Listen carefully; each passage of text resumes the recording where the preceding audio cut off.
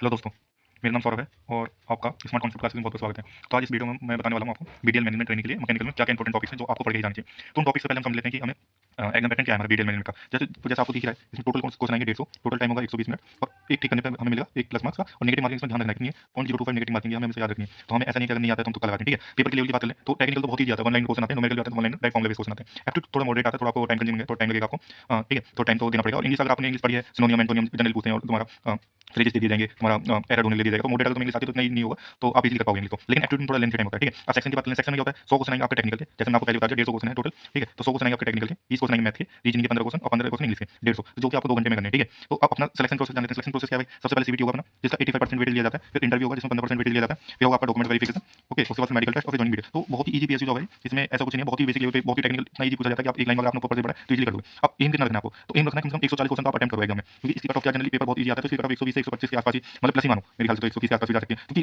Paper का level इतना easy आता है। आप अगर टेक्निकल में अगर 80 90 90 प्लस लेके आ पा रहे हो और एप्टीट्यूड में 40 130 तो वैसे हो गया। अब टोटल वैकेंसी कितनी है? टोटल वैकेंसी इस बार 80 है, जिसमें से मैकेनिकल में 27 है, समझो 80 में से 27 तो मैकेनिकल की है, तो बहुत ही मैकेनिकल वालों के लिए बहुत ही अच्छी अपॉर्चुनिटी है, ठीक है। तो मैं तो बोलता हूँ